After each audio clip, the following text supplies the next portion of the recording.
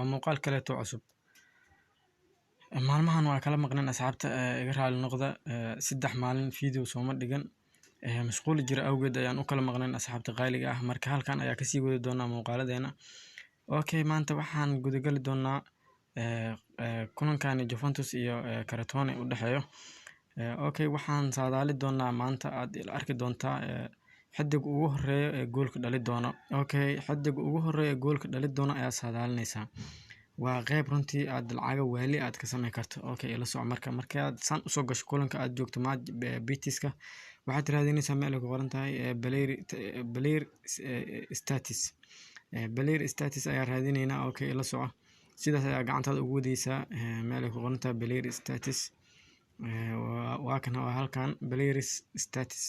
okay kaliya aad sii doontaa okay markii aad sidaan aad ugu dhifato waa u jeedaan optionadan ayaa lagu furayaa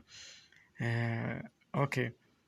waad soconaysaa marka qaybtan marka la ayaa sharxi doonaa hoos ayaan soconaynaa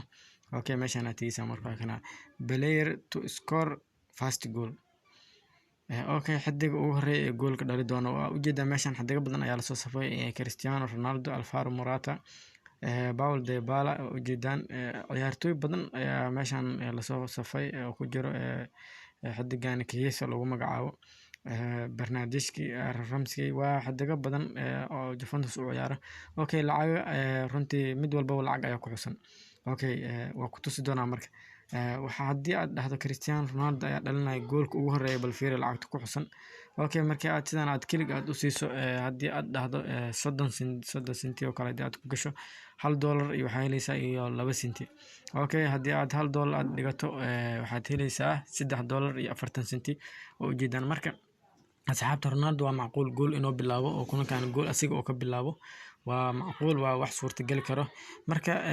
waana laga yaabaa in xaddigahan kale ay bilaabaan sida Alvaro Morata Ramsey oo kale xaddigan kale oo asigana lagu magacaabo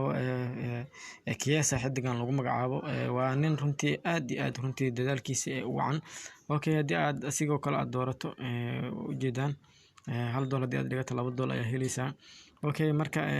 dadka badankood kulli waxay dooran doonaan sidaan aan isleeyahay Ronaldo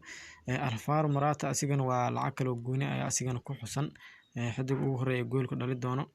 oo jeedaan lacagaha ku xusan $1 hadii aad dhigato oo jeedaan $1.85 senti $5 hadii aad dhigato $9 helaysaa okay ninka hadda ugu horeeya oo jeedaan waa Cristiano Ronaldo waa ninka macquulka ay goolka bilaabi karo